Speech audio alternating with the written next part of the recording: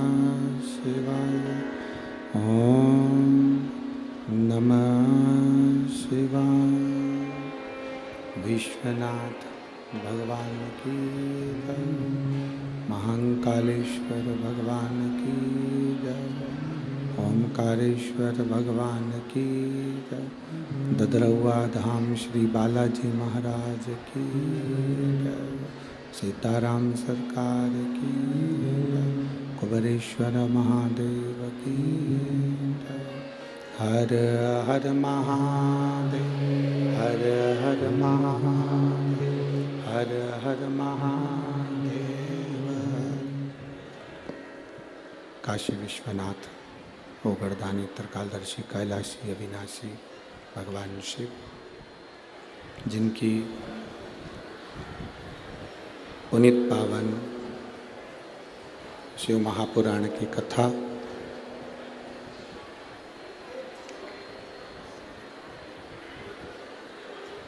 संपूर्ण विश्व के कल्याण हेतु बाबा देवादिदेव महादेव की कृपा से, करुणा से, उनकी उदारता से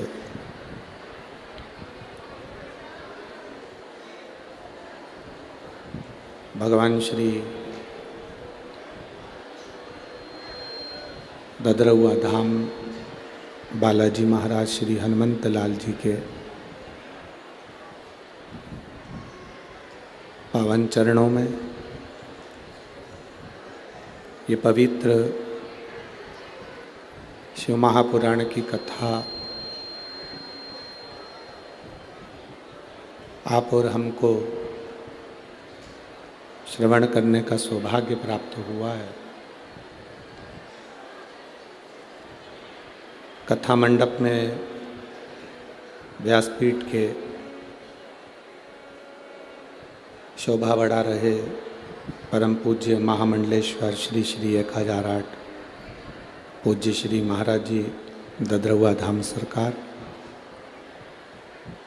कथा मंडप में विराजमान ब्रजभूमि से संत वृंद, सभी ब्राह्मण, साधुजन, गुरुजन एवं विद्वज्जन,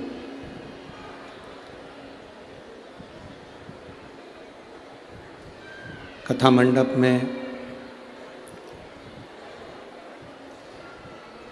ददरवा धाम सरकार की कृपा से,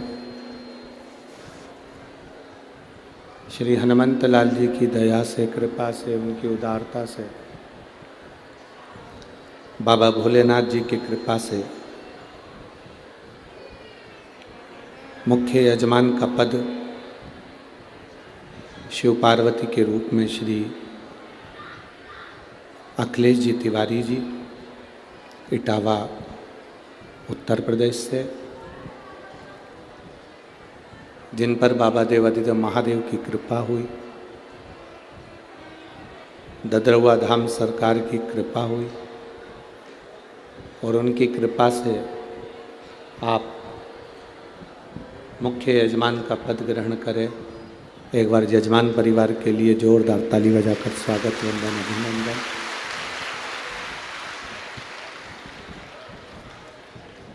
शिव की कृपा बिना, भगवान की दया के बिना, भगवान की करुणा के बिना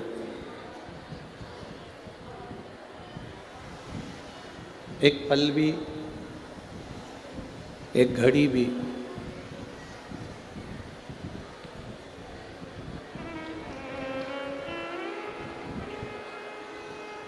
ऐसी नहीं जाती जिस घड़ी में, जिस पल में, जिस क्षण में हम भगवान देवादिदेव महादेव का गुणगान ना करें।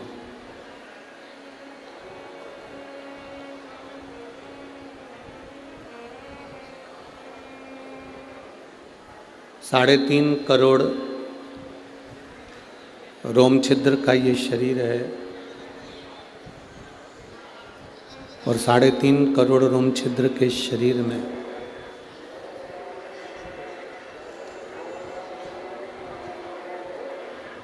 आप जितनी देर संसार सागर में, जितना समय आप रहें और संसार सागर में रहकर जितना भी आप भजन कर सकें, आपका करा हुआ वो भजन आपके आने वाले जो जन्म हैं उन जन्म में सुख का अनुभव कराएंगे।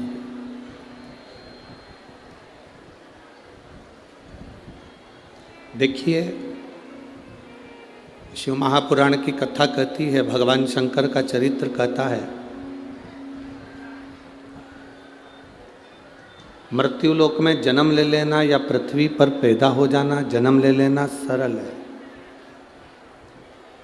डीले कम कर दो बाबा।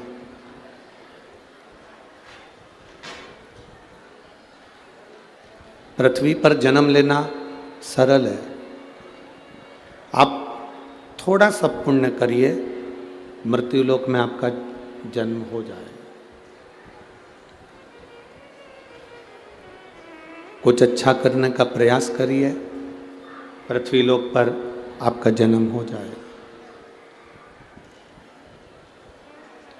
पर शिव महापुराण की कथा कहती है, भगवान शंकर का पवित्र चरित्र कहता है, शंकर भगवान की पावन कथा कहती है, जन्म ले लेना सरल है, पर जन्म लेने के बाद भगवान की भक्ति करना, भजन करना, स्मरण करना, ये कठिन।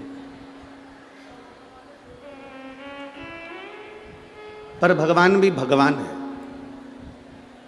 प्रभु भी प्रभु है।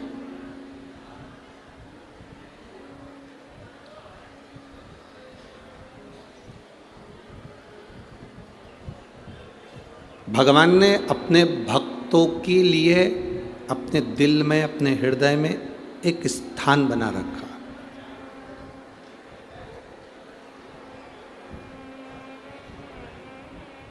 उस स्थान में जितने संत, साधु, गुरुजन जो भी जाते हैं वो भगवान के दिल में निवास करते हैं। किसी ने एक प्रश्न किया, गुरुजी जैसे हम आंवले का अचार डालते हैं, नींबू का अचार डालते हैं, केरी का अचार डालते हैं, मिर्चा का अचार डालते हैं, क्या ऐसा भगवान भी अचार डालते हैं?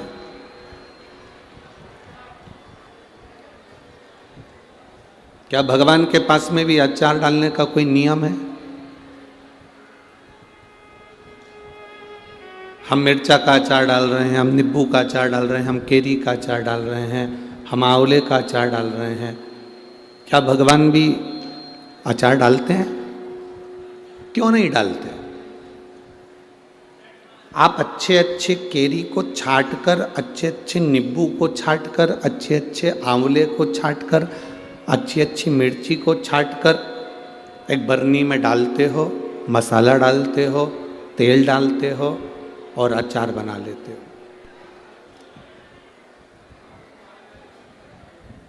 अचार हर किसी के आगे परोसते नहीं हो।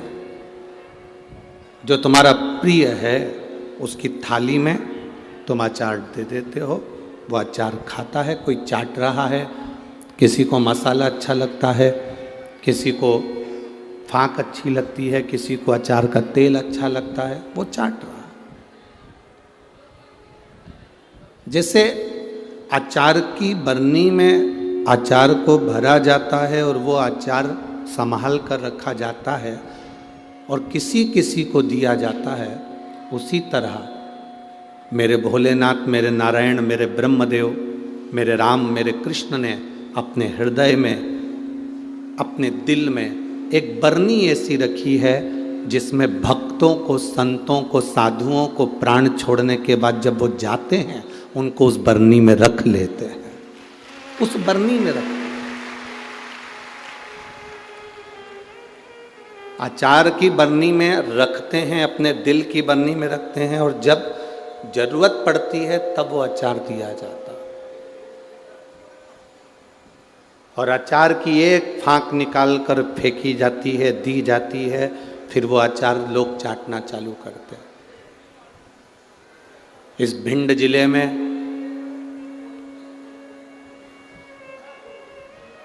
इस चंबल की भूमि पर, चंबल के क्षेत्र में मेरे भोलेनाथ ने, मेरे नारायण ने, महाराज जी महामंडलेश्वर स्वामी ददरउआ सरकार जैसे आचार्य का एक स्वरूप हमको दिया है, जिसको हमें स्मरण कर कर अपनी भक्ति को प्रबल करना। ये भगवान की दिल में जो बरनी बनी है, हृदय में जो बरनी है, उसमें जो संत रखाते हैं, उस संत में से एक संत है। सहज नहीं है हमारा। साधु, गुरु, भक्त, भगवान का भजन करने वाला, स्मरण करने वाला कोई साधारण नहीं होता। आज भिंड जिले में चंबल की इस भूमि को कौन नहीं जानता। आप इतना कह दीजिए कि हम चंबल से आए हैं तो आधे तो वैसे ही घबरा जाते हैं।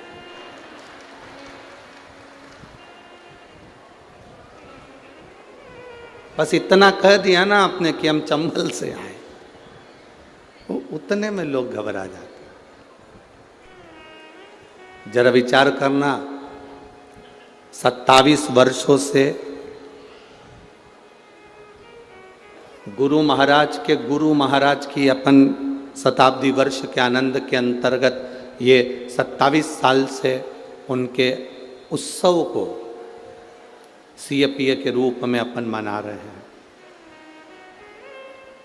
27 साल से तो ये मना रहे हैं, और उसके पहले जब गुरुजी यहाँ रहे होंगे, स्वामी जी, संत महात्मा यहाँ रहे होंगे और उन्होंने जो बालाजी की, श्री हनुमंत लाल जी की सेवा करी होगी, सीताराम सरकार की सेवा करी होगी, तो विचार करिएगा, इस संपूर्ण चंबल की भूमि में जब चारों तरफ लोग भय से होंगे, तब एक संत इस भूमि पर बैठकर जब हनुमान जी और राम जी की तप साधना करता होगा तो ये भूमि कितनी पवित्र होगी। और उस स्थान पर महाराज जी का बैठना और ये भगवत भजन करवाना,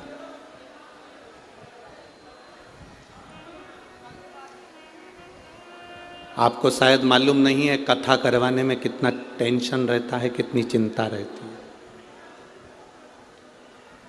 एक कथा करवाने में कितनी चिंता रहती है, कितना टेंशन रहता है। इतने भगत आएंगे, किसी को कोई परेशानी नहीं होना चाहिए। इतने भगत आएंगे, भोजन करेंगे। इतने भगत आएंगे, इनको रुकाना पड़ेगा। इतने भगत आएंगे, इनके लिए व्यवस्था करना पड़ेगा। कितनी व्यवस्था करना पड़ती है। कोई भगवान का जो प्रिय होता है, जो भगवान का अति स्नेही होता है, अति प्रिय होता है, वही संत के रूप में जन्म लेता है और ये सारी व्यवस्थाएं करवाकर जीव मानस का कल्याण करता। वो सहजता नहीं है महाराज, सहजता नहीं है। और तेरी कृपा बिना ना हिले एक भी अणु, लेते हैं श्वास तेरी कृपा से तनु तनु। बखान क्या करूं मैं राखों के ढेर का, चपटी भभूत में खजाना कुबेर का। हे गंगाधार मुक्ति द्वार ओंकार तू, भोले ओंकार तू। आयो शरण तिया शंभु तारका। शिव कृपा के बिना कुछ संभव नहीं।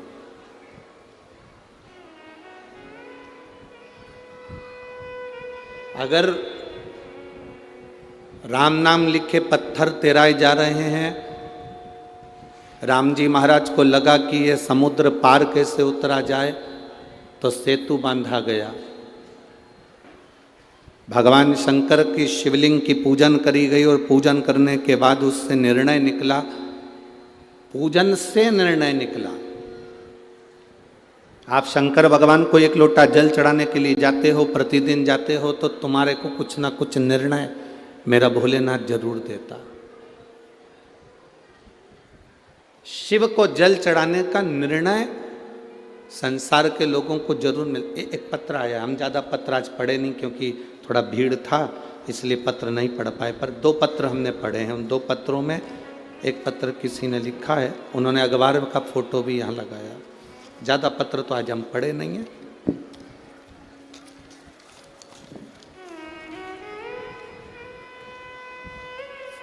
इस पत्र की सबसे पहली लाइन आप टीवी के माध्यम से और एलईडी के माध्यम से, टीवी पर और आपके सामने जो एलईडी लगी है उस पर देखेंगे। इस पर लिखा है, एक बेलपत्री का बल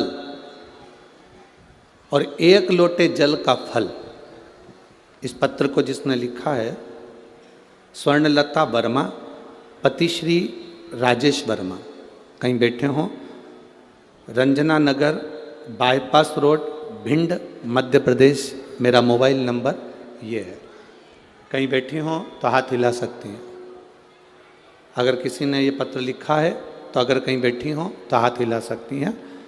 स्वर्णलता वर्मा, पति श्री राजेश वर्मा, रंजना नगर, बाईपास रोड, भिंड, मध्य प्रदेश। कहीं बैठे हों तो हाथ हिला सकते हैं। आप ही हैं? हाँ, ऐसे हाथ हिला दो एक बार वापिस। ठीक है। श्री शिवाय नमस्तुभ्यम गुरुदेव। एक लाइन इन्होंने बहुत अच्छी और लिखी है, लुटा दिया भंडार काशी वाले ने, कर दिया माला माल काशी वाले ने। गुरुजी, शिव महापुराण को नमन करता हूँ।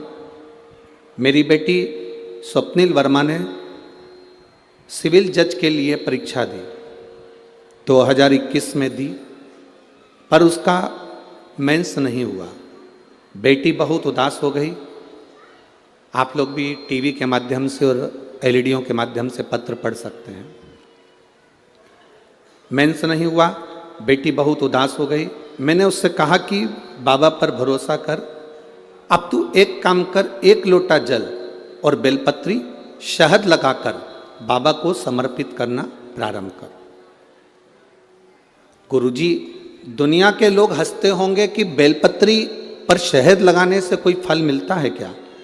इस दौरान मैंने उससे बाबा से प्रार्थना करी, बाबा को नमन करा, कुबेरेश्वर महादेव का स्मरण करा। कथा पंडाल में बैठकर कथा श्रवण करी। दुनिया के लोग कहते हैं गुरुजी पंडाल में बैठकर कथा सुनने का फल क्या होता है? कोई मुझसे पूछे कि मैंने कथा सुनी अग्रवाल धर्मशाला में जाकर सीहोर में, और पशुपतिनाथ का व्रत किया, बाबा का क्या बखान करूं गुरुदेव। मेरी बेटी ने पुनः फिर परीक्षा दी और 18 फरवरी शिवरात्रि के दिन बिटिया का रिजल्ट आ गया और मेरी बेटी 25 सितंबर को जज बन गई और उसको पोस्टिंग मिल गई। मैं बाबा को यहाँ नमन करने आया हूँ। आज मेरी बेटी जज बनी है और वो शिव की कृपा से, श्री हनुमंत लाल जी की कृपा से, बाबा की कृपा से बनी है। मैं बहुत बहुत नमन करता हूँ। एक बार हाथ हिला दीजिए। श्री शिवाय नमस्तुभ्यम। बधाई आपको बहुत बहुत, आपकी बिटिया को जज बनने की बधाई हो। बैठिए। शिव तत्व किसको कहते हैं? 1 लोटा जल भगवान की भक्ति का गुणगान, भगवत भजन खाली नहीं जाता। आप श्री ददरुआ धाम आते हैं, श्री बालाजी के दर्शन करते हैं, श्री हनुमंत लाल जी के दर्शन करते हैं, वहाँ प्रणाम करते हैं, नमन करते हैं, वो खाली नहीं जा सकता। इस पवित्र भूमि पर बैठकर आप भगवत भजन कर रहे हैं, वो खाली नहीं जा सकता। इतने संतों का आपको दर्शन हो रहा है, इतने गुरुजन का, इतने ब्राह्मण जन का आपको दर्शन हो रहा है, ये खाली नहीं जा सकता। कोई खाली नहीं। ए मेरी भिंड की जीजियों और मेरे जीजाओं, भले आपका बैग छोटा हो, आपका झोला छोटा हो, आपका पल्लू छोटा हो, पर मेरा महादेव बहुत मोटा है, देने में कमी नहीं रखता। वो देता है तो इतना देता है। देवता देते हैं पल्ला झाड़ के, और महादेव देता है छप्पर फाड़ के। वो सहजता में नहीं देता, वो देता है तो ऐसा देता है कि उसमें तुम्हारी भक्ति बस मूल है, तुम्हारा विश्वास मूल है।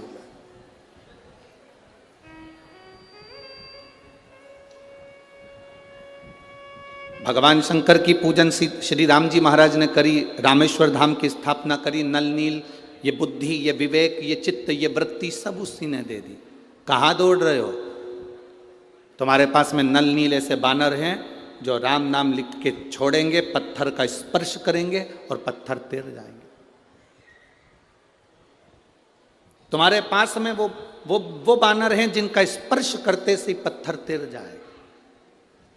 अब जरा विचार करना है आपको और हमको शंकर सुमन शिव महापुराण कथा का।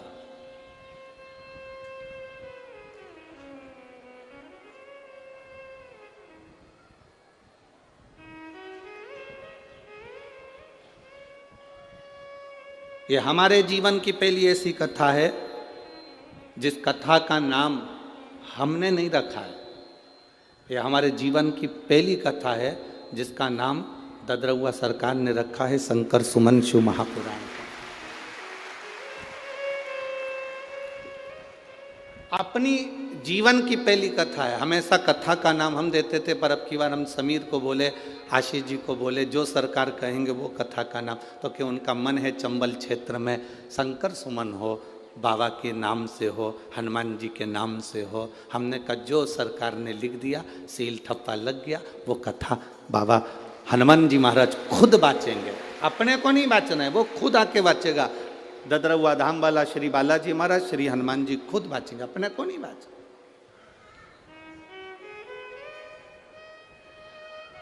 शिव कृपा जब होती है तब जीवन का एक आनंद प्रकट होता है।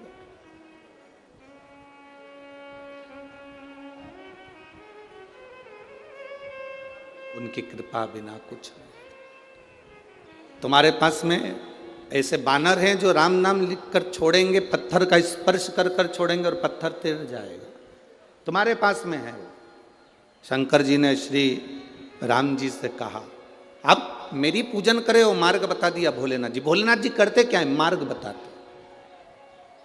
शिव करते क्या है? केवल मार्ग बता देते कि आपको किस मार्ग पर चलना है, आपको कैसे फल मिल सकता है, आप कैसे सफल हो सकते हो, ये शिव बता सकते।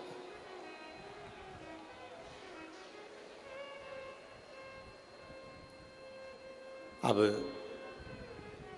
राम जी ने नल नील को बुलाया कि तुम्हारे पास में कोई ऐसी विद्या है। वो विद्या तुम्हें श्राप लगा था, क्योंकि तुम संतों के सामान को पानी में फेंक देते थे, वो डूब जाता था, तो संतों ने कह दिया जो भी चीज फेंकेंगे वो तैर जाएगा। कभी कभी श्राप भी दुआ का काम कर जाता है, श्राप भी आशीर्वाद का काम कर जाता है।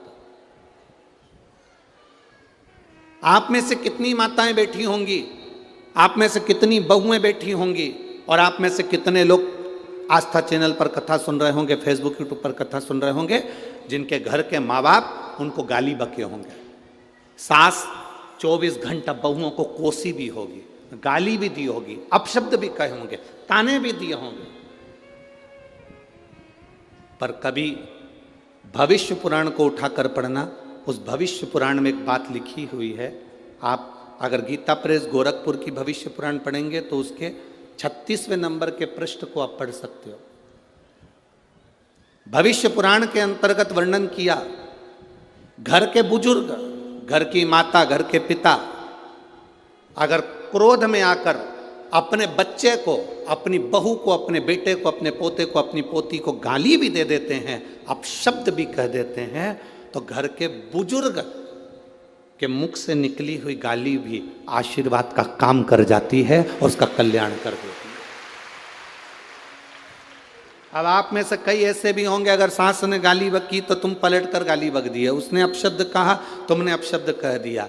जरा विचार करिए, द्रौपदी के सोते हुए 5 पुत्रों का वध कर दिया था अश्वत्थामा ने, और द्रौपदी के सोते हुए 5 पुत्रों का वध जब अश्वत्थामा ने करा तो भीम ने पकड़कर द्रौपदी के सामने अश्वत्थामा को खड़ा कर दिया, और भीम ने द्रौपदी के हाथ में तलवार देकर कहा, ले द्रौपदी इस अश्वत्थामा का सिर काट दे।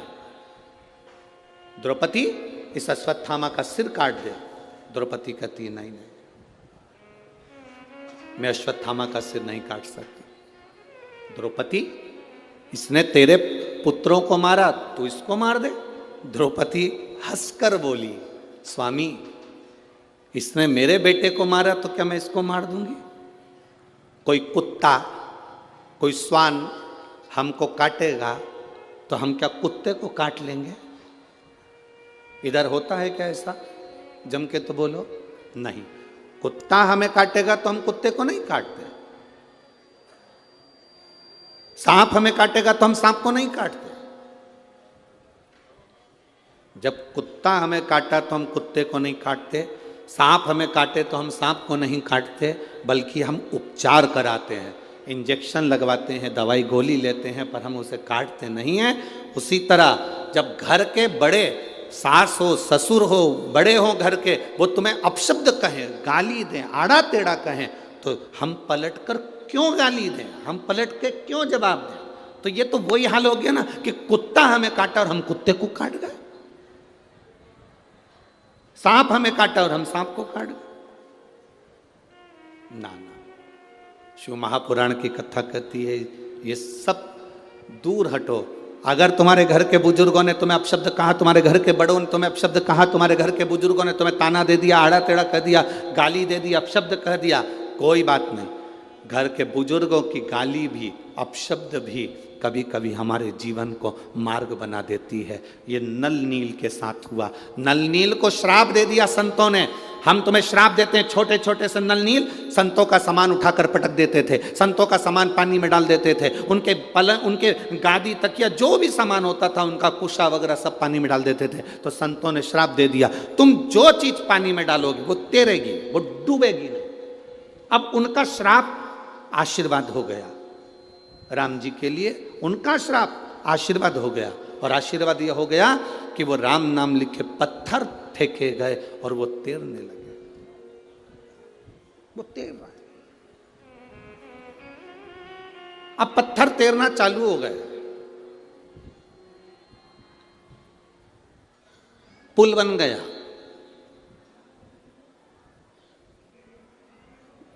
जब अपने गांव का पुल इतनी जल्दी नहीं बनता, जरा विचार करो रे, जरा विचार करना। अपने शहर का पुल इतनी जल्दी नहीं बनता। लोग मंच पर आकर माइक पकड़ पकड़ कर जरूर कह देते हैं। तो किसी ने कहा नेताजी ये वाला पुल बना दो, बस बन जाएगा। नेताजी ये पुल बना दो, बन जाएगा। नेताजी ये पुल बना दो, बन जाएगा।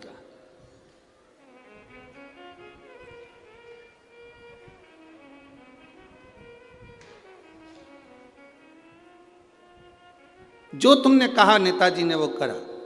क्या इतनी जल्दी पुल बन गए? जम के बोलो जरा, ए भिंड वालों, इतनी जल्दी पुल बन गए? जो बोले थे वो पुल बन गए इतनी जल्दी? नहीं बन पाते। राम जी का पुल इतनी जल्दी कैसे बन सकता है?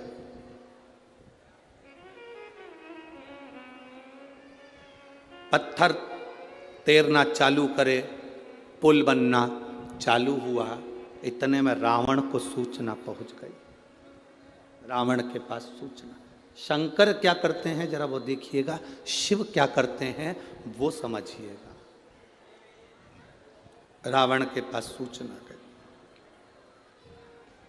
और जैसे ही रावण के पास सूचना पहुंची,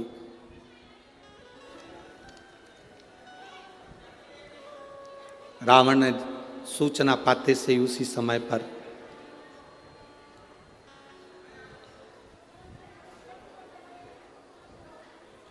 रावण के 3 पत्नियां थी। कितनी पत्नी थी? 3।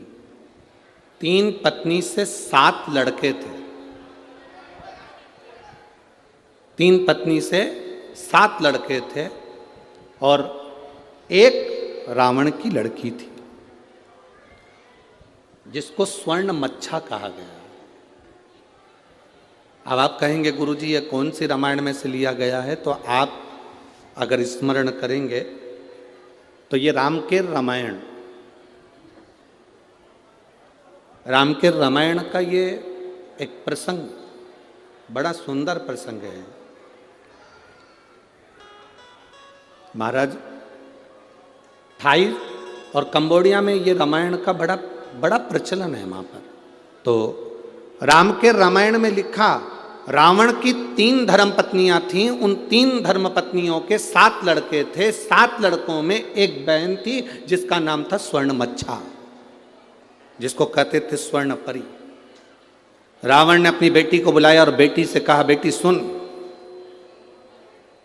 तू स्वर्ण परी है, मेरी बेटी है, तुझे मालूम है राम नाम लिखे पत्थर तैराए जा रहे हैं और पुल बांधा जा रहा है। कुछ ऐसा कर दे कि वो पुल ना बंधे। स्वर्ण मच्छा समुद्र में गई, अपने पिता के शब्द सुनकर पानी में गई और पानी में जाकर उसने अपने समुद्र के अंदर जितने भी, जल के अंदर जितने भी जीव थे उन सबसे कहा, मेरा कहना मानो, इस सारे पत्थरों को उठा उठा कर एक कोने में लगाना चालू कर दो। जैसे ही नल नील पत्थर फेंकते, वो पत्थर जाते, पुल बनकर आधा तैयार हुआ था। आधे पुल का सामान उठाकर सारे की सारे समुद्र के जीव उन पत्थरों को ले जा के छुपा देते। बड़ी आफत खड़ी हो गई।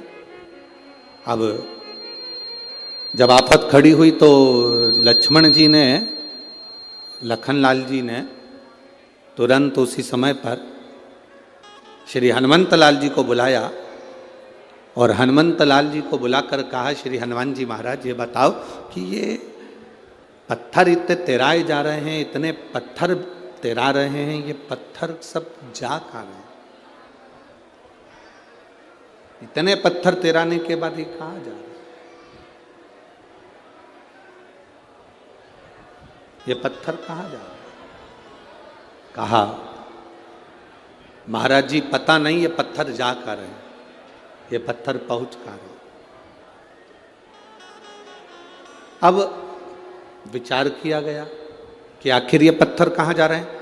हनुमान जी महाराज बस पानी में कूदने ही वाले थे, पानी में कूदने ही वाले थे, इतने में देव अधिदेव महादेव उस समय पर प्रकट हो गए और भगवान शंकर ने कहा हनुमान तुम्हें कहीं जाने की जरूरत नहीं है, रावण की लड़की है स्वर्णमच्छा जो कि इस पानी में जाकर जीवों के साथ इन पत्थरों को लेकर एक कोने में एकत्रित कर रही है, इसलिए पुल नहीं बन पा रहा।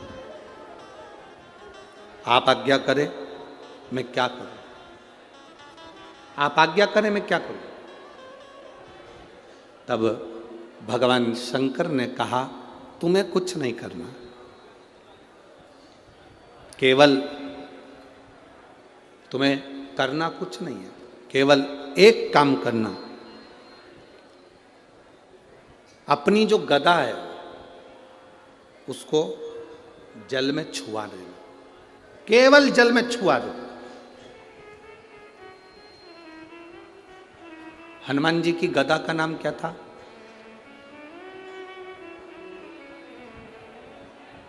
जल्दी बोलो, जल्दी सब मिलकर बोलो जल्दी से। भाई अपन कहते हैं कि राम जी के हाथ में धनुष था, अर्जुन के हाथ में धनुष था, परशुराम जी के हाथ में फरसा था, सब शस्त्र का नाम है। तो हनुमान जी के हाथ में जो गदा थी उसका नाम क्या था?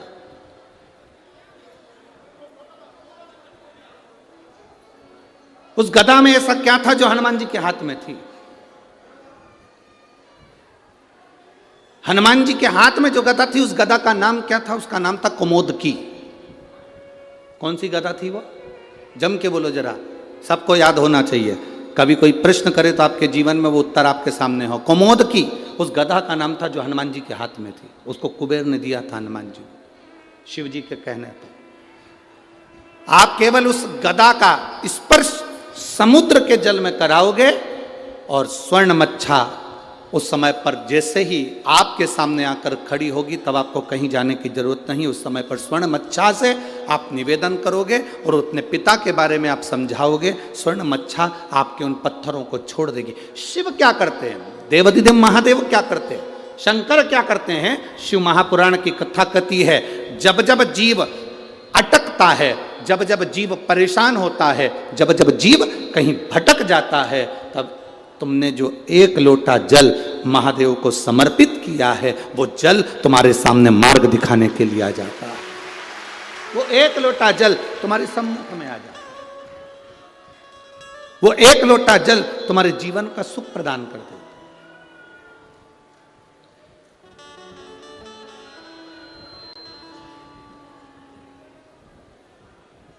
महाराज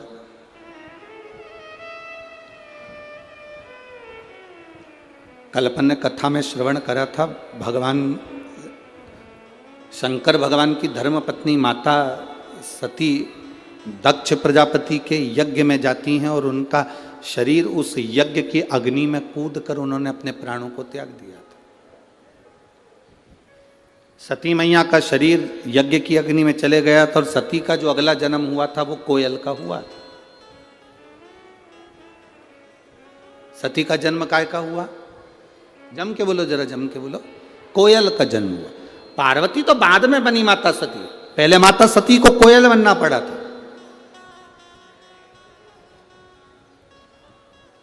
और कोयल बनकर माता सती घूमती रही, भ्रमण करती रही, भ्रमण करती रही। भ्रमण करते करते कोयल बनी माता सती। जहां पर कोई शंकर भगवान के शिवलिंग की पूजन करता था, मां सती कोयल बनकर वहां बैठकर कूका करती थी, भगवान शिव के नाम का उच्चारण करती थी।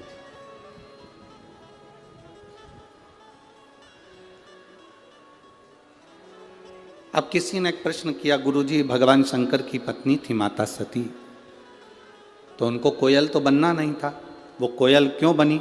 शिव महापुराण की कथा कहती है, जब दक्ष प्रजापति यज्ञ कर रहे थे, अगर सती को प्राण त्यागना था तो कहीं दूसरी जगह जाकर त्यागती चल जाता, पर सती ने प्राणों को त्यागा तो उस यज्ञ की कुंड की अग्नि में त्यागा।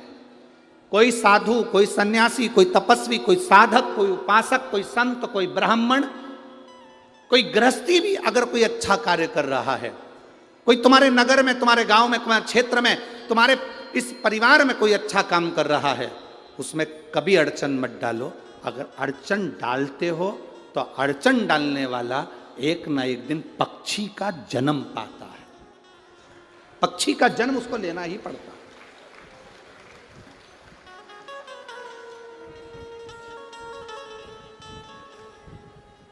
वो पक्षी का जन्म तो पाता ही है। जैसे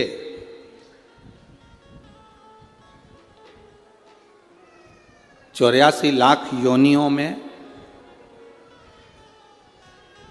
20 लाख योनि पेड़ पौधे की है। 84 लाख योनियों में 20 लाख योनि पेड़ पौधे की है। 20 लाख। अब वो 20 लाख योनि पेड़ पौधे की मिली, क्यों मिली, उसका कारण क्या था, किस कारण से मिली?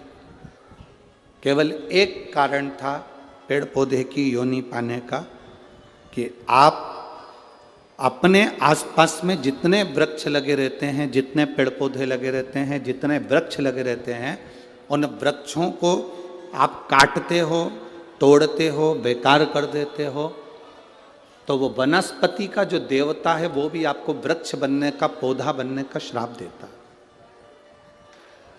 हमने एक बात पहले भी कथा में कही, अगर यहाँ भिंड की जीजियों ने सुनी होगी तो उनके स्मरण में होगा। बेलपत्री का पत्ता बेलपत्री के वृक्ष से तोड़ लो, उतार लो, मना नहीं है। तुलसी का दल तुलसी के पौधे से उतार लो, मना नहीं है। पीपल का पत्ता पीपल के वृक्ष से उतार लो, मना नहीं है। आंवले का पत्ता, आंवले का फल वृक्ष से उतार लो, मना नहीं है। पर इतना शिव महापुराण की कथा कहती है कि बेलपत्री का वृक्ष की डाली नहीं टूटना चाहिए, आंवले के वृक्ष की डाली नहीं टूटना चाहिए, तुलसी के पौधे की डाली नहीं टूटना चाहिए। ये डाली अगर टूटती है तो जीव कितना भी दान करा हो, कितना भी पुण्य करा हो, कितना भी सत्कर्म करा हो, वो सब व्यर्थ चले जाता है, उसका कोई फल नहीं मिलता। आपको अगर बेलपत्र की जरूरत है, आप बेलपत्र लिए और बेलपत्र की आपको जरूरत है, आप डाली में से बेलपत्र तोड़ो ना। डाली क्यों तोड़ना? आप उस बेलपत्र का प्रयोग करो। शंभु शरणे पड़ी मांगू घड़ी रे घड़ी, दुख काटो दया करी ने दर्शन। आपको जरूरत है, आप ले बेलपत्री का पत्ता। एक बेलपत्री के पत्ते में क्या औषधि है, जिस दिन आप जान जाओगे उस दिन बेलपत्री के पेड़ को कभी नहीं तोड़ोगे। हां, बेलपत्री का वृक्ष सूख गया, हरा नहीं रहा, पत्ते नहीं है, हरापन नहीं है, पूरा सूख गया। बेलपत्री के वृक्ष को बजा कर देखो, पूर्ण तरह से अगर सूख गया है, तब उसकी जो जड़ निकाली तुमने, उस जड़ को निकालकर इधर उधर फेंकना नहीं, उसका चंदन बनाकर एक मुठिया बनाकर तैयार रखो। और जब तुम्हारे जीवन में तुम्हें लगे कि हरे वृक्ष को नहीं काटना, हरे वृक्ष को बेकार नहीं करना, जो बेलपत्री का वृक्ष सूख गया हो, जो पत्ती नहीं आ रही, फल नहीं आ रहा है, पूरा सूख गया, उसको तुमने बजा कर देख लिया कि बेलपत्री का वृक्ष पूर्ण तरह से सूख चुका है, ये किसी काम का नहीं रहे, थोड़े समय के बाद लोग इसे काट लेंगे, उसमें पत्ती नहीं आती, फल नहीं आता, पूरा सूख गया है, उसमें ना पत्ती है ना फल है, अड़भंगा है, बिल्कुल खाली। उस बेलपत्री के वृक्ष की जड़ को, उस तने को, उसको निकाल लो और उसकी एक अच्छी मुठिया बनाकर तैयार रखो। उस मुठिया को तुम्हारा मन पड़े, जिस दिन तुम्हारे पास में चंदन घिसने का सिलवट्टा हो, उस पर घिस कर उस चंदन को एकत्रित कर कर एक प्रदोष, एक शिवरात्रि हर महीने आती है, प्रदोष हर महीने आती है, सोमवार की अष्टमी 2-2, 3-3 महीने में जरूर आती है। अगर आपने प्रदोष के दिन शंकर भगवान को बेलपत्री का चंदन लगाया है, शिवरात्रि के दिन आपने बेलपत्री का चंदन लगाया है, और यदि सोमवार की अष्टमी के दिन बेलपत्री का चंदन लगाया है, इन तीनों डब्बी को आप अलग अलग कर लीजिए। एक डब्बी रख लो आपके पास में कि मैंने सोमवार की अष्टमी के दिन बाबा को चंदन का लेपन करा है और बेलपत्री का चंदन लगाया। उस चंदन को निकालकर शिवलिंग में से निकालकर एक डब्बी में भर कर रख लीजिए, या तो कोई प्लेट में उसको सुखा लो, प्लेट में सुखा लो उसको, और प्लेट में सुखा लो उसको, और या तो गोली बनाकर उसकी गोली बनाकर रख लो। दूसरा, प्रदोष के दिन बाबा को जो तुमने बेलपत्री का चंदन लगाया, परंतु याद रखना हरे वृक्ष की डंडी को नहीं सुखाना है, सूखा हुआ वृक्ष। और यदि आपने प्रदोष के दिन का चंदन बनाया है तो उसको बाबा पर लगाकर उसके लेपन को आप निकालकर उसकी गोली बनाकर ले लीजिए।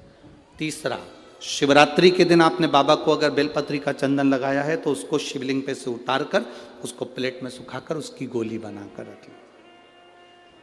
अब प्रयोग करिएगा, कभी मौका मिल जाए तो प्रयोग कर कर देखिएगा। शरीर में कहीं पर भी गांठ पड़ गई हो और डॉक्टर कह रहा है कि इसका ऑपरेशन जरूरी है, तो प्रदोष के दिन जो आपने बाबा के ऊपर बेलपत्री की जड़ का जो चंदन का लेपन करा है और उसकी जो गोली बनाई है, उसको 15 दिन तक रोज एक गोली पानी से निगलना प्रारंभ करो। कुंदकेश्वर महादेव का नाम लेकर उस गोली को खाना प्रारंभ करिए।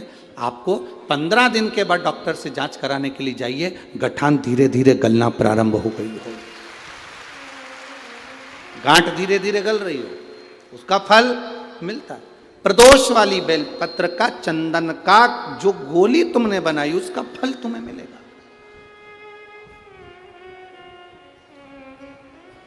अब सोमवार की अष्टमी के दिन का जो चंदन है, बाबा को जो तुमने बेलपत्री का चंदन का जो लेपन करा है, देखिए डॉक्टर हनुमान जी के यहाँ पर ये कथा चल रही है। करने वाला डॉक्टर हनुमान जी हैं, कराने वाले डॉक्टर हनुमान जी हैं, और सुनने वाले डॉक्टर हनुमान जी हैं, और बोलने वाले भी डॉक्टर हनुमान जी हैं। कर लिया वो आपके ऊपर। दूसरे नंबर पर है सोमवार की अष्टमी के दिन का चंदन, जो आपने बेलपत्री के जड़ को घिसा है। फिर कहूँगा, इस बात को विशेष बार बार कह रहा हूँ कि हरे पेड़ को मत काट लेना, हरे पेड़ को नहीं। जो पेड़ पूरी तरह से सूख गया, ना पत्ती ना फल, उसको बजा कर देख लो कि ये पेड़ पूरा सूख चुका है, तब उस पेड़ की जड़, जो जिसको लोग काट कर ले जाने वाले हैं, बाहर फेंकने वाले हैं, उसकी जड़। दूसरे नंबर पर है सोमवार की अष्टमी के दिन आपने जो बाबा को लेपन करा है, बेलपत्री की जड़ का चंदन बनाकर लेपन करा है, उसकी जो गोली है।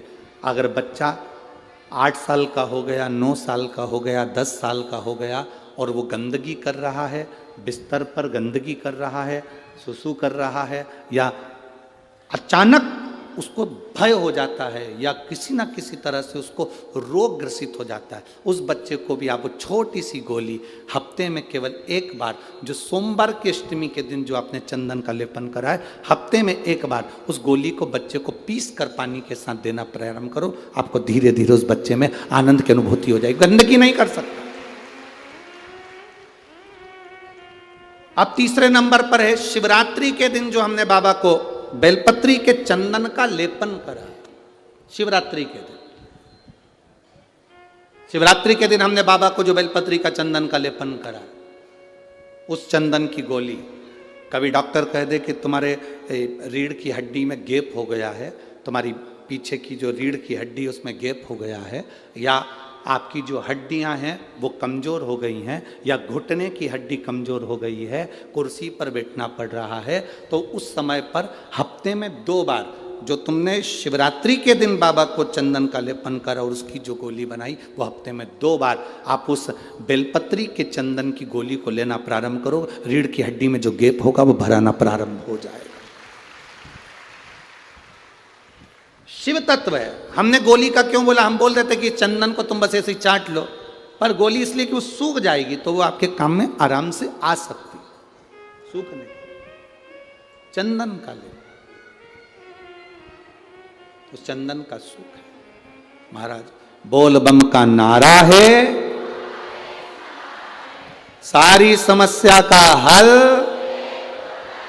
शिव की भक्ति हमारा एक आनंद, शंकर की एक भक्ति का।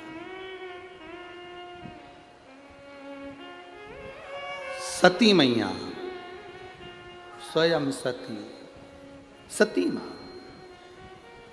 अब सती को कोयल बनना पड़ा, सती को कोयल, पक्षी बनना पड़ा है माता सती को, कोयल बनना पड़ा है माता सती को, और सती कोयल बन।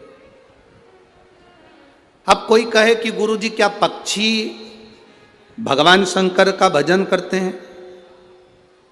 क्या पक्षी भगवान शिव का स्मरण करते हैं? क्या पशु भगवान शंकर का भजन करते हैं? कहीं मत जाओ, एक बार रामायण को उठाकर देखिए। अहि रावण पाताल लोक का स्वामी था, पाताल लोक उसके कब्जे में था, अहि रावण के कब्जे में पाताल लोक। शंकर सुमन शिव महापुराण की कथा सुन रहे हो, इसलिए इस प्रसंग को हम लोग ले रहे हैं। हनुमान जी से जुड़े हुए प्रसंगों को जोड़ते हुए इस कथा का लाभ अपन ले रहे हैं। क्या पशु पक्षी भगवान शिव का भजन करते हैं? क्या पशु पक्षी भगवान शंकर को जल चढ़ाते हैं? क्या पशु पक्षी भगवान शंकर का गुणगान करते हैं? क्या पशु पक्षी भगवान शिव की स्तुति करते हैं? कोई एक देवता का नाम बता दो जिस देवता का नाम पशु से जुड़ा हुआ हो। केवल एक ही देव है, वो देव अधिदेव महादेव है, जिसको पशुपति नाथ कहा जाता है, जो पशुओं का भी देवता है, जिसको पशुपति नाथ कहते हैं, जो पशुओं का भी देवता, पशुओं का।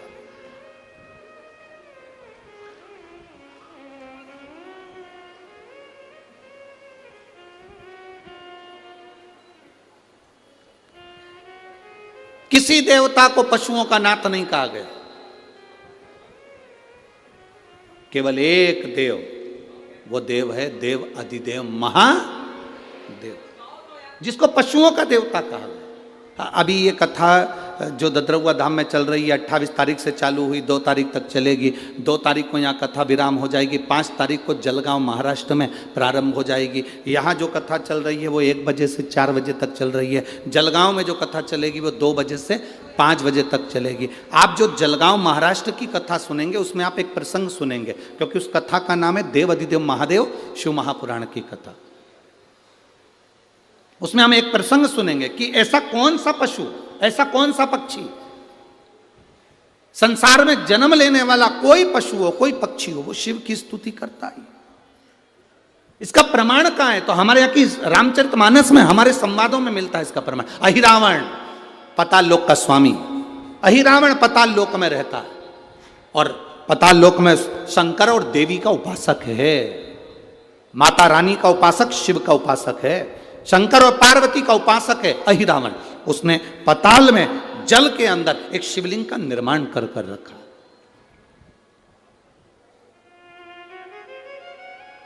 पाताल में एक शिवलिंग का निर्माण कर रखा है, जिस शिवलिंग की वो स्तुति करता है। अहि रावण, रावण, कंस, ऐसा संसार में जितने जितने जीव हुए, चाहे वो देवता हो, असुर हो, गंधर्व हो, मनुष्य हो, सबने शिव की स्तुति करी, सबने। अहि रावण शंकर के शिवलिंग की पूजन कर रहा है।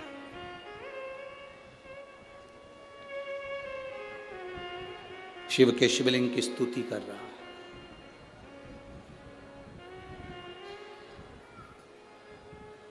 अब शंकर भगवान को वो जल चढ़ाता, दूध चढ़ाता, पूजन करता, अभिषेक करता, उठकर जाता।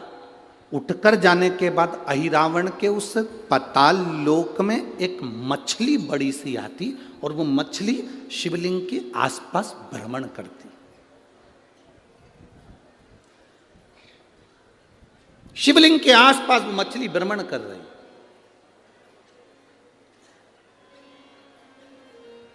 ये बात अहिरावण को नहीं मालूम कि मैं शंकर भगवान का शिवलिंग का पूजन कर कर उठता हूं और वहां एक मछली आकर जल में घूमा करती है।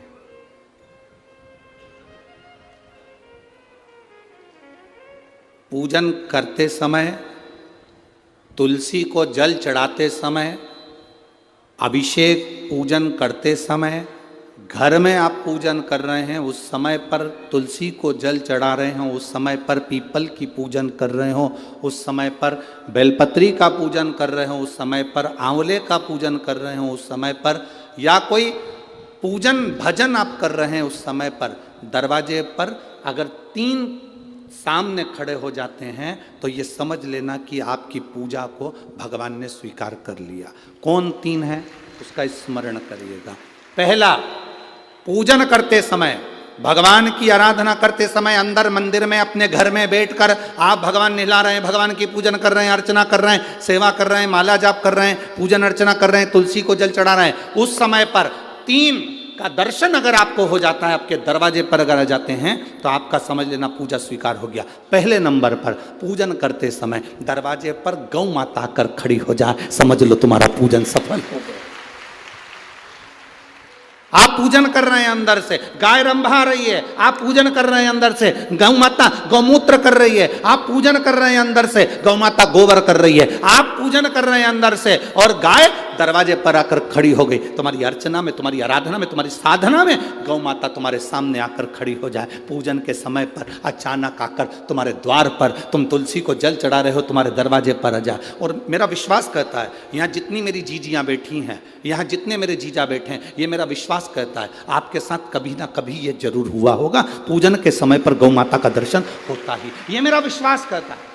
और ये कब होता है? जिस दिन आपका चित्त, मन, वृत्ति भगवान में रमी हो। चाहे तुम राम जपो, हनुमान जपो, शिव जपो, तुम्हारी मर्जी पड़े वो जपो। तुम देवी की भी पूजन कर रहे हो, किसी की देवता की पूजन कर रहे हो, कुल देवता की पूजन कर रहे हो, दिल से कर रहे हो, तो ये 3 का अगर दर्शन हो जाए तो कार्य सफल है। पहला, जम के बोलो, गौ माता।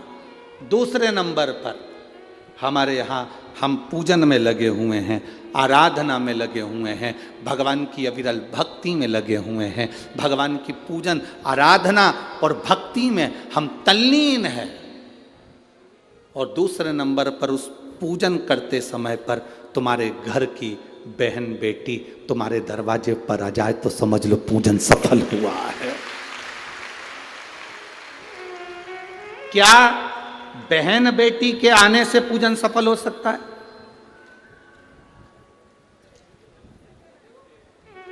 कहां लिखा हुआ है महाराज जी? आप इतनी बड़ी बड़ी बातें कहते हो। पूछने वाले पूछ सकते हैं, कहने वाले कह सकते हैं, आपने कैसे कह दिया कि बहन बेटी के आने से सफल हो जाता करे? तो आप उठाओ, हिमालय राज का बेटा बाणासुर से दोस्ती कर लेता, माता पार्वती का भाई बाणासुर से दोस्ती कर लेता है, और दोस्ती कर लेता है तो उसके चुंगल में फंस जाता है, बाणासुर के चुंगल में भाई संकट में आ जाता है। आज हिमालय राज और मैनावती दोनों बैठकर भगवान की आराधना कर रहे थे, इतने में पार्वती का आगमन हो जाता है। पार्वती ने आते से ही देखा, पिताजी आप आराधना कर रहे हो, पूजन कर रहे हो, किस लिए, क्यों? मैनावती ने कहा तेरा भाई संकट में घिरा हुआ है। पार्वती ने कहा क्यों चिंता करते हो, क्यों चिंता करते हो? पिताजी मैं आई हूं ना, चिंता मिटा दूंगी, चिंता मिटा दूंगी, आप चिंता ना करें। क्या हुआ? बाणासुर तेरे भाई को कष्ट दे रहा। बेटी पार्वती ने संकल्प ले लिया, उस बाणासुर का अंत मैं करूंगी। ना भगवान ब्रह्मा बाणासुर को मार सके, ना भगवान कृष्ण बाणासुर को मार सके। बाणासुर की कन्या भगवान कृष्ण के पास में, वहां उनके पौत्र के पास में गई, भगवान कृष्ण का युद्ध बाणासुर के साथ हुआ, 1000 भुजा, तो बाणासुर को भगवान कृष्ण नहीं मार सके। बाणासुर को ना नारायण मार सके, न ब्रह्मा मार सके, बाणासुर को ना शंकर मार सके, क्योंकि शिव ने तो वर दिया था बाणासुर को केवल मारा है तो माता पार्वती अर्धकुंवारी बनकर संहार कर कर चली जाती। कोई तुमसे पूछे कि सियोर वाले महाराज ने कहा कि बहन बेटी के पूजन करते समय अगर बहन बेटी आ जाती है, पूजन करते समय हमारे घर की बहन बेटी, तुम्हारे कुल की बहन बेटी, तुम्हारे घर की बहन बेटी तुम्हारे दरवाजे पर आ गई, भले तुम उसको कुछ दो मत दो, पर बहन बेटी अगर तुम्हारे पूजन के समय पर तुम्हारे क्यों आप लोगों के ऐसा नियम है कि नहीं हमको नहीं मालूम। हमारे यहाँ तो ऐसा नियम है कि जब भी घर में कोई बड़ा आयोजन होता है, शादी होती है, फंक्शन होता है, कोई उद्यापन होता है, कोई चीज़ बड़ी करते हैं, तो सबसे पहले फ़ोन बहन बेटी को लगाते हैं कि हमारी बहन हमारे यहाँ आए, हमारी बेटियाँ, हमारी नंदे हमारे यहाँ आए, हमारी बुआ हमारे यहाँ आए। अब पूछोगे गुरुजी ये प्रसंग बहन बेटी को बुलाने का तो भगवान कृष्ण के यहां से चालू हुआ।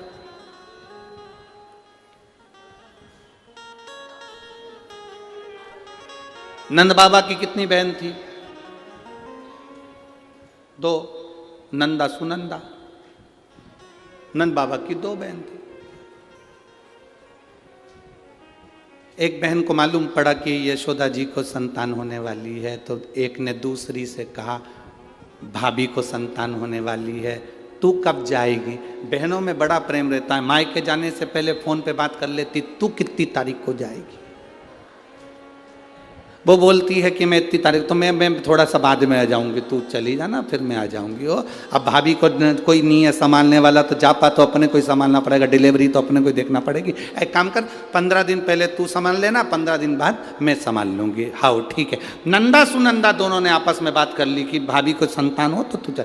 तो आ गई नंदा, नंद बाबा की बहन नंदा आकर घर में रहने लगी, और भाभी को जब जापा हुआ तो सबसे पहले नंदा भगवान को हाथ जोड़कर कहती है, बाबा ऐसी कृपा करना, ए बाबा ऐसी कृपा करना, मेरे भैया की यहाँ 60 साल के बाद तो औलाद हो रही है, तो ऐसी कृपा करना कि उनके घर में लड़का हो जाए। और नंदा हाथ जोड़ती जोड़ती जोड़ती जोड़ती यशोदा जी के कक्ष में गई, और जो कक्ष में गई जाकर जो दर्शन करा तो लाला का दर्शन था। नंदा खुश हो गई, थाली उठाकर बजाने लगी कलदार से, और एक थाली को उठाकर उस नंदा ने बजाया, थाली को उठाकर। कांसे की थाली, पीतल की थाली, तांबे की थाली, जिसके घर में बजती थी उसके घर में शुभ संदेश आता था। आज के जमाने में स्टील बजता है।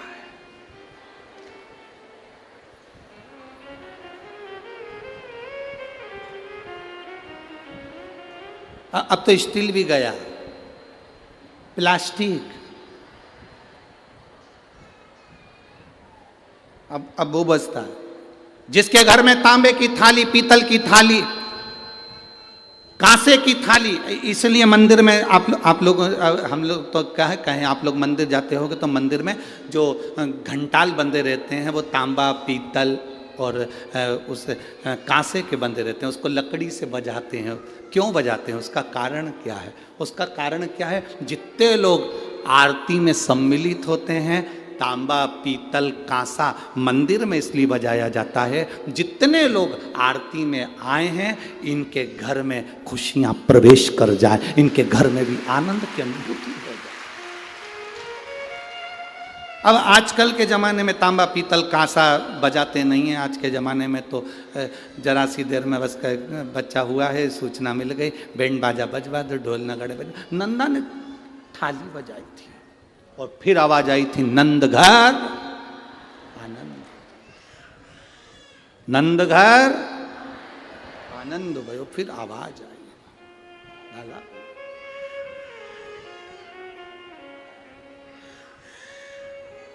शिव तत्व कह रहा। पूजन करते समय, भजन करते समय, स्मरण करते समय, आराधना करते समय, भगवान को भजन करते समय, तुलसी को जल चढ़ाते समय, अगर ये 3 का आना तुम्हारे दरवाजे पर हो जाए, समझ लो तुम्हारा पूजन सार्थक हो गया, तुम्हारा भजन सार्थक हो गया। भजन सार्थक।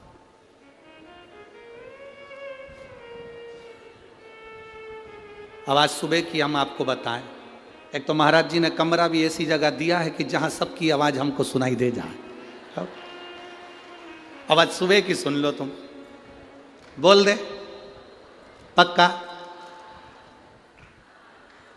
अब सुबह की बात, सुबह मॉर्निंग वॉक पर उठे, सुबह सुबह का समय था, घूम रहे थे, इतने में 2 जीजी और 2 जीजा।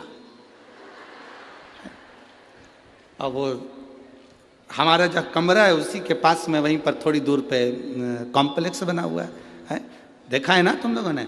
हाँ, तो 2 ही जीजी जीजा उसे बोली, अरे बाप पानी तो आ ही नहीं रिया। इतना में जीजा बोला, थोड़ी देर में नल चालू हो जाएगा, तुम चिंता मत करो। अब अंदर कौन बैठा है? ददरउआ धाम श्री हनुमान जी महाराज। अब इनने तो जीजा से कहा था, अब इनको क्या मालूम था कि अंदर भी एक जीजा है, वो साधारण थोड़ी ना। अब इनकी टंकी का तो नल खुड़ गया, उसने ऊपर का चालू कर दिया, धड़ धड़ धड़ धड़ धड़। सवेरे 5:30 बजे की घटना। और जो पानी गिरना चालू हुआ, जो पानी, इतने में दोनों जीजी जीजा से बोली, ये कहां से आ गया? अब ये उन जीजा से बोल रही थी, वो मालूम पड़े वो भीतर वाले ने, उसने टंकी का नल खोल दिया। जो पानी गिरना चालू हुआ, थोड़ी देर का आया, 15-20 मिनट पर जीजी हो नहाली। और जीजा हूँ भी नहा नुहा के कंगी पाटी पाड़ के हम उधर घूम के उधर आए, तो चिल्ला के बोले, श्री शिवाय। यहीं बैठे होंगे वो चारों जीजी जीजा, हो यहीं बैठे होंगे, ऐसा हो ही नहीं सकता कि यहाँ नहीं हो, यहीं बैठे होंगे वो चारों। और वहीं से चिल्ला रहे, श्री शिवाय। हमने कहा आ गया, सुनता है। उसको कहते हैं ददरउआ धाम का श्री हनुमान, साधारण नहीं, सुनता है, सुन लेता, तुरंत सुना। महाराज भक्ति जितनी प्रबल हो, विश्वास, आपने दिल से कहा, उसने दिल से सुना। सफलता देता है बाबा, सफलता क्या ना। तेरी कृपा बिना ना हिले एक भी लेते हैं श्वास, तेरी कृपा से। पूजन करते समय, भजन करते समय, स्मरण करते हुए, नाम जाप करते हुए 3 का दर्शन हो जाए, तुम्हारे दरवाजे पर आ जाए, जीवन की सफलता मानना, पूजन सफल मानना। पहले नंबर पर जम के बोलो गौ माता, दूसरे नंबर पर बहन बेटी, और तीसरे नंबर पर हैं संत गुरुजन, जो निष्कपट भाव के, जो तुम्हारे दरवाजे पर कुछ मांगने नहीं आए हैं। जो मांगने आए हैं वो नहीं, पूजन करते समय तुम्हारे दरवाजे पर कोई संत, कोई ब्राह्मण, कोई गुरुजन, कोई भक्त ऐसा आ जाए जो मांगने नहीं आया, फिर बस तुम्हारे सामने तिलक लगाकर भक्ति में डूबा हुआ, भजन में डूबा हुआ वो तुम्हारे सामने आ जाए, समझ लो कि तुम्हारी पूजन सफल हो गई। मांगने नहीं, मांगने नहीं, केवल आया, भजन गाया, सीताराम कहा, हर हर महादेव कहा, श्री शिवाय नमस्तुभ्यं कहा, जय श्री हनुमान जी कहा, और वो अपना चले गया। तुम्हारे दरवाजे पर मांगा नहीं उसने। असली संत तुम्हारे दरवाजे पर गुरुजन, ब्राह्मण जन, भक्त जन, कोई भगवत प्रेमी तुम्हारे दरवाजे पर दर्शन हो जाए पूजन के समय पर, समझ लो कि उसने स्वीकार कर लिया, उसने स्वीकार कर लिया। अही रावण शिवलिंग की पूजन करता है, चले जाता है, एक मछली शिवलिंग के आसपास घूमती रहती है। अही रावण जो जल चढ़ाता है, अही रावण जो दूध चढ़ाता है, अही रावण जो पदार्थ चढ़ाता है, मछली उसको ग्रहण कर लेती है।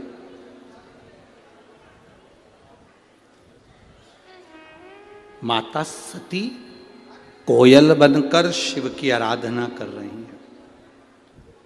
एक मछली शिवलिंग के आसपास घूमकर पाताल लोक में शंकर की आराधना कर रहे। एक मछली।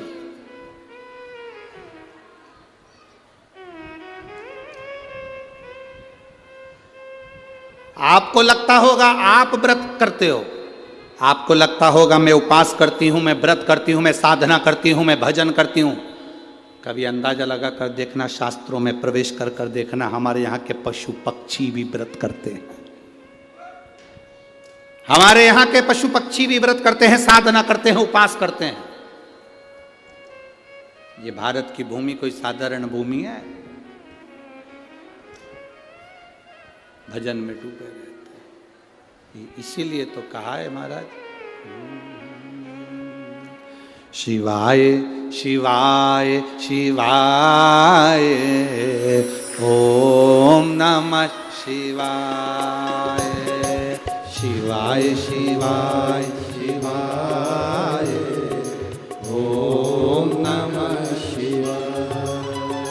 बोलो शिवाय शिवाय शिवाय ओम नमः शिवाय, शिवाय शिवाय ओम नमः शिवाय, ओम नमः शिवाय, ओम नमः शिवाय, ओम नमः शिवाय। आओ से ओम नमः शिवाय, ओम नमः शिवाय, ओम नमः शिवाय, ओम नमः शिवाय। पीछे वालों भी दोनों हाथों से ओम नमः शिवाय, शंभो शिवाय शिवाय शिवाय ओम नमः शिवाय, हो शिवाय शिवाय ओम नमः शिवाय।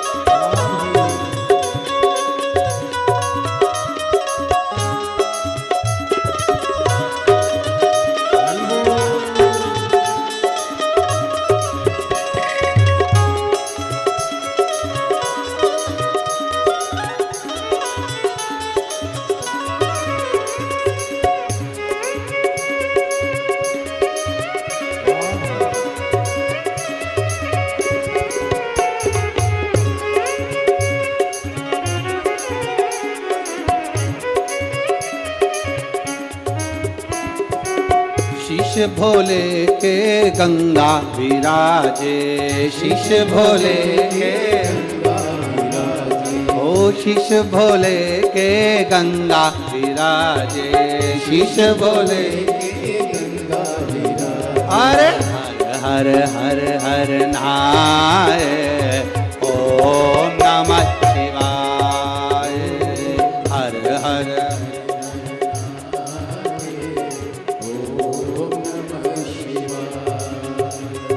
ओम शिवाय, ओम नमः शिवाय, ओम नमः शिवाय, ओम नमः शिवाय, ओम नमः शिवाय, ओम नमः शिवाय, ओम नमः शिवाय, ओम नमः शिवाय। शंभो शिवाय शिवाय शिवाय, ओम नमः शिवाय, ओ शिवाय शिवाय, ओम नमः शिवाय।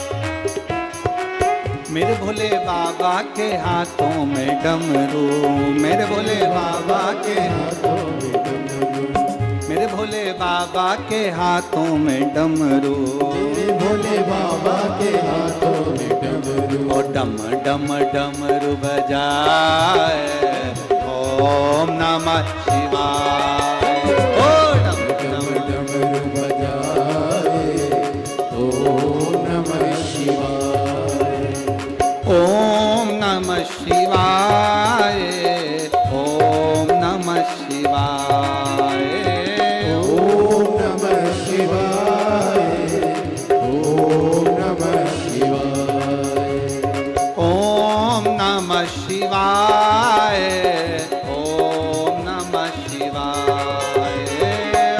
ओम नमः शिवाय, ओम नमः शिवाय। बोलो शिवाय शिवाय शिवाय, ओम नमः शिवाय, ओ शिवाय शिवाय शिवाय, ओम नमः शिवाय। बोलो शिवाय शिवाय शिवाय, ओम नमः शिवाय, शिवाय शिवाय शिवाय, ओम नमः शिवाय। ओम नमः शिवाय, ओम नमः शिवाय, ओम नमः शिवाय, ओम नमः शिवाय।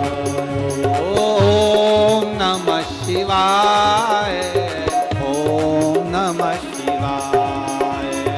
ओम नमः शिवाय। पाँव से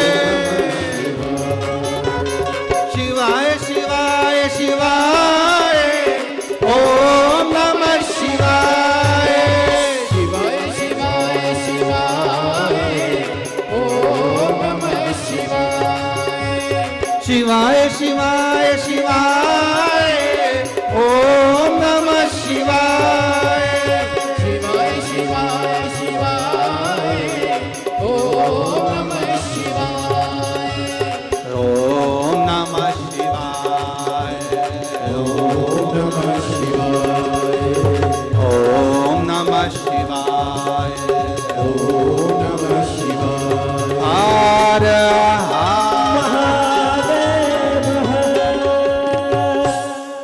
अपने स्थान पर बैठकर भगवान देवाधिदेव महादेव से अपने मन की बात भाव के साथ दिल से बाबा देवाधिदेव महादेव से कहिए।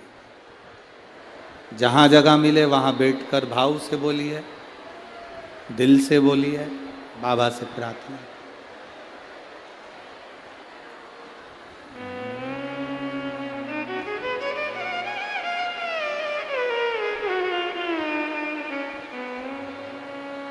जिसको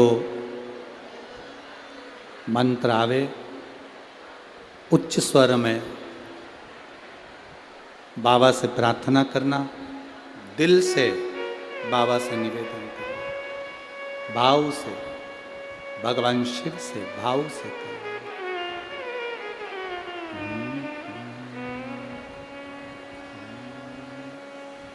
श्री शिवाय नमस्तुभ्यं। श्री शिवाय नमस्तुभ्यं। श्री शिवाय नमस्तुभ्यं। श्री शिवाय नमस्तुभ्यं। श्री शिवाय नमस्तुभ्यं। भोला सब दुख काटो ओ भोला सब दुख काटो। शिव शंकर जपो तेरी